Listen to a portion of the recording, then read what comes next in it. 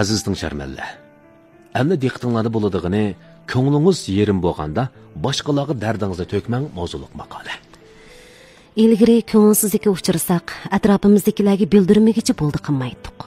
Keyin kishilik hayotda har qancha ko'p bo'ron chopqinga uchrasak-mu, sukutda turishni tanlaydigan bo'ldik. Ma'lum yoshga kelganda ondan bu dunyoda faqat o'ziga tayinish kerakligini his qilib yetdik. To'g'ri, hech kimga dardingizni to'kmang, chunki 20% odam buningga ko'ngil bilmaydi. Qolgan 80% odam buni anglab xo'shal bo'ladi deydigan gap bor. Qayg'u bilan xo'shallik o'xshamaydi. Boshqalar sizni hargizmi sizning o'rningizda turib tushunolmaydi. Hayotlikdagi ko'ngilsizliklarni faqat qalbingizda saqlash qilib bo'ladi. Balkim nurg'un kishilar yerim kechida uxlayolmaganda boshqalar bilan paranglashishni o'ylab, yana bu niyatidan yenib qoladi. Yana ba'zilar ko'ngli yerim bo'lib, boshqalarga dardini to'kkanda, boshqalarning to'g'ri tushunishiga erisholmaydi. Qalbingizda shiddatli to'lqin ko'tarilsa-mu, ammo bu boshqalarning nazarida hech qancha bir ish emas. Odam tug'ilganda bu dunyoni faqat o'zi uchun mavjud bo'lib turadi deb o'ylash mumkin. Ammo u o'zining xatolashganligini bayqagan chaqda ondan o'sib yetilishga boshlaganligini his qiladi. Yillarning o'tishi bilan siz cho'qim har kuni o'zingizda yuz bergan 99% ishning boshqalarga nisbatan qilcha ahamiyati yo'qligini tushunib qolasiz. Ko'nglingiz yerim bo'lganda hamisha boshqalar bilan paranglashishni o'ylamang. Chunki sizning qiyinchiligingizni boshqalar siz uchun hal qilib berolmaydi. Kayfiyatingizni boshqalar texmi his qilolmaydi. Jishalin kishilik hayot yo'lida har bir odam tanho yo'lovchidir. Bu jarayondagi turli tuman jafo mushaqqat, xo'shallik va o'ngsizliklarga faqat o'zila yuzlanishi kerak. Chunki boshqalar uningga yordam berolmaydi degan. Boshqalarning sizga tasalli berishni umid qilgandan ko'ra, o'zingizni qutqizishni o'rganib, qaysar bo'ling. Kishilik hayot yo'lingiz uzargan sari jafo mushaqqatning kishilik hayotdagi normal ahvol, xo'shallikning bo'lsa turmushning tangshuguvchisi ekanligini barbara tushunib qolasiz. Ishlarni pek ko'p o'ylab ketmaydigan odam balkim tishini tishlab, jafoliq turmush kechirayotgan bo'lishi mumkin. Hamma odamni o'ziga qarata oladigan odamning tizida balkim yiqilib tushganda qolgan yarisi bo'lishi mumkin.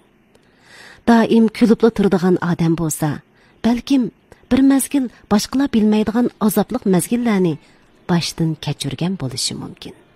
Xuddi Mopassanning ba'zida psixikamning ojizligidan bir eg'iz gap bilan yig'lab ketishi mumkin. Lekin ba'zida yana tishimni tishlab, nihoyat uzun yo'l manganligimni his qilaman deb aytganidek, agar hayot yo'lida siz botir bo'lmasangiz, hech kim siz uchun qaysarlik bilan kuch chiqarib bermaydi. Agar hamisha ko'ngilsizlik ichida yursak, baxt ko'z oldimizda tursa-mu, uni quchoqlayolmaymiz. Turmushda faqat o'zini qutqizishni bilgandilar, ondan o'zi uchun yaxshi kayfiyat yaratqili bo'ladi. Shunga tamkin odam bo'lishni o'rganib, ushshoq ishlarga yo'liqqanda boshqalardan og'rinmay, o'ziga ham boshqalarning o'tib ketayotganligini eskartish kerak. Hamma ishlarning o'tib ketadiganligini eskartib turish kerak. Yana o'ngsizlikka uchragan chaqda boshqalarga dardini to'kmay, o'ziga kelgusining cho'qim yaxshi bo'ladiganligini aytish kerak. Ahvol har qancha nachar bo'lgan taqdirdami, hammasiga kulib qo'yib, yaxshi uxlab, issiq bir vaqt tomoq yeb, sirtqa chiqib, ravurus cheniqib, atidagi yangi bir kunni ko'tarangu kayfiyatda kutib olish kerak. Odam hayotida o'zini quchoqlash iqtidoriga ega bo'lgandilar, ondan qahrdan qishdan o'tib, bu dunyoni qizg'in bag'ashlay oladi.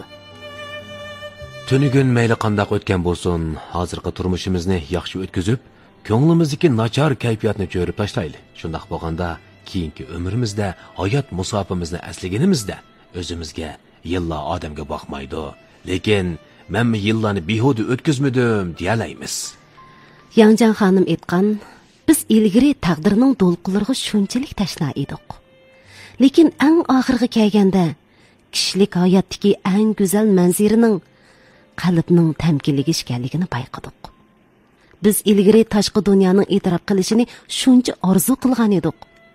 Eng oxirgi kelganda dunyoning o'zimizning ekanligini, boshqalar bilan qilcha aloqasi yo'qligini bildik degan mana shu bir abzasini nihoyat yaxshi ko'raman. Odam turmushni haqiqiy tushungan chig'ida sukut qilishni o'rganadi. Shunga boshqalarga dardini to'kish bir xil tanlash, o'z bilan yarashish bir xil tarbiya. Hammaylarning kayfiyatga bog'lanib qolmay, qaysarlik bilan o'z hayotini davomlashtirishini ham xushallikqa erishishni umid qilamiz. Qadrli do'stlar, faqat qaysarlik bilan ilgirligandala ko'ngildagidek natijaga erisha olamiz.